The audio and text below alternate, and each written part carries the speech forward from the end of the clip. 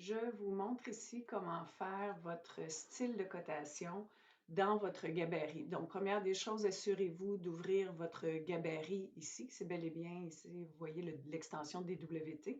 On a besoin de créer des styles de cotation pour ne pas avoir à refaire la mise en page à chaque fois ou la mise en style à chaque fois. Et on fait ce style de cotation-là dans notre gabarit. Je vais le mettre à vous. Vous avez ici ISO 25. Si vous n'avez pas ISO 25, il y a un autre problème à la base, faites-moi signe. Mais vous devriez avoir ISO 25, puis on va aller se créer un dessin génie civil, tout simplement. Donc, dans la barre d'outils, cliquez Style de code pour ouvrir la boîte de dialogue de style de code. Et vous voyez, c'est là, on s'en va là. D'ailleurs, je vais le renommer, le mien, il va juste s'appeler génie civil, c'est une ancienne appellation. Donc, on s'en va là, vous allez en créer un génie civil, puis vous allez avoir ce qu'on appelle 3 styles enfants éventuellement. Mais là, vous partez d'ici, puis vous voyez le petit signe d'annotatif, il faut le rendre annotatif. Donc, on part. Première des choses à faire, ISO 25, créer nouveau. Il faut en créer un nouveau. Donc, vous faites nouveau et vous devriez avoir cette boîte de dialogue-là qui apparaît. Appelez-le dessin GC. Très important de cocher annotatif parce qu'on va vouloir qu'il grossisse en fonction de l'échelle annotative de l'échelle de notre fenêtre. On va utiliser, ça va être des cotations, c'est un objet annotatif comme le texte, c'est-à-dire qu'on va devoir aller chercher notre échelle annotative en fonction de l'échelle de la fenêtre dans notre espace papier. J'espère que tout ça fait du sens pour vous. On continue. Ah oui, c'est vrai, parce que je n'ai déjà un, je vais l'appeler Rêve 1. Tout simplement. Je continue. Et là, vous allez avoir une boîte de dialogue qui s'ouvre, puis tous ces onglets-là, on va devoir passer à travers, OK? Donc, je passe à travers dans la vidéo au complet, là, ici. Donc, ligne, fait que je pars avec le premier du côté gauche. Donc, les lignes, ce qu'on appelle les lignes ici, ben, c'est la ligne de cote ici, qui est là.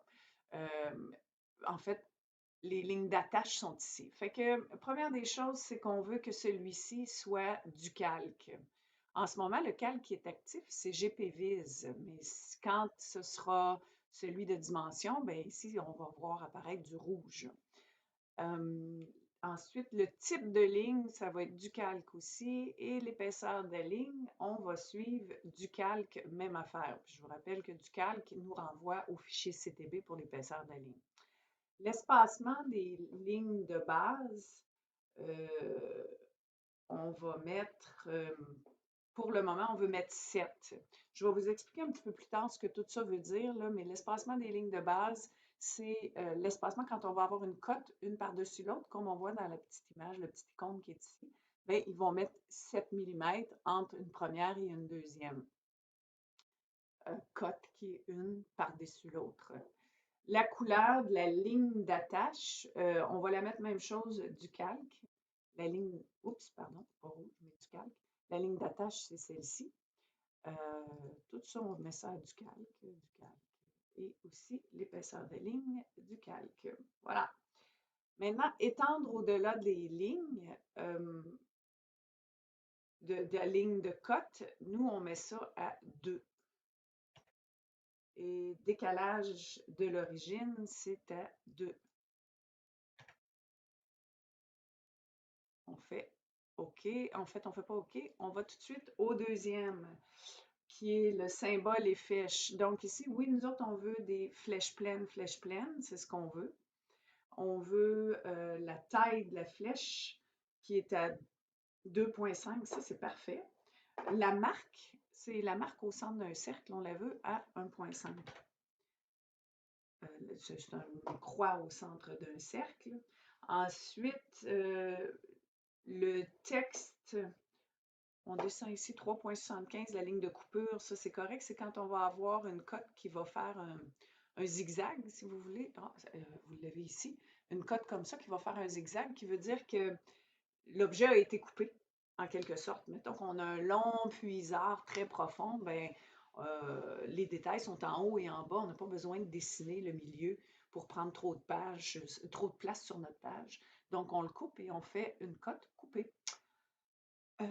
3,75 ici. Le texte de cote, le symbole de longueur d'arc, bon, là, on le laisse comme ça. L'angle de raccourcissement, cote de raccourcissement du rayon à 45, c'est correct. Et 1,5, ça marche. Le texte maintenant. Là, c'est là que vous allez aller chercher votre style de texte 2,5 ici. Vous devriez avoir un 2,5 texte cote millimètre, comme ça. Même chose ici, on ramène ça à du calque. Couleur de remplissage, on n'en met pas. C'est si on voulait une couleur alentour de notre texte. On va mettre au-dessus, c'est ce qu'on veut. On veut que le texte soit au-dessus, qu'il soit centré sur la cote. Direction de la vue de gauche à droite, ça marche. Et on le veut, oui, aligné par rapport à la ligne de cote. Ça marche jusque-là. Ajuster, on laisse aussi comme c'est là, l'ajustement. On le fera manuellement. Vous devriez voir ici que annotatif est bel et bien là et bien et bien coché. Et finalement, le format des unités, oui, nous autres, on va en décimales, mais on ne veut pas de chiffre après la virgule, on travaille en millimètres. Hein. Alors, à partir du moment où on travaille en millimètres, on n'est pas plus précis en construction que des millimètres. C'est ça, ça n'existe pas, ni en bâtiment et encore moins en voirie. Après, le facteur d'échelle, tout ça reste le même. Je décoche la suppression des zéros de fin. J'en aurai pas besoin. Et degrés, au lieu de les formats des cotes angulaires, on va mettre ça en degrés, minutes, secondes. Puis on va vouloir ça dans la précision de degrés, minutes, secondes. On le voit que ça change ici. Et voilà, mon style de texte est créé. Après ça, il va vous rester à créer les styles enfants. Et les styles enfants, ben, vous retournez dans votre style de cote. Et là, plutôt que dans... En fait, oui, vous allez en créer encore une fois un nouveau. Et on commence par utiliser, excusez, le style enfant. Vous allez les créer. Commencer, oui, par celui-là, annotatif. Et ce que vous allez aller définir, c'est, exemple, une cote de rayon. C'est comme ça que vous allez créer votre style enfant. Si je fais continuer, code de rayon, bien, il m'amène tout de suite ici qu'est-ce qu'on veut dans notre code de rayon.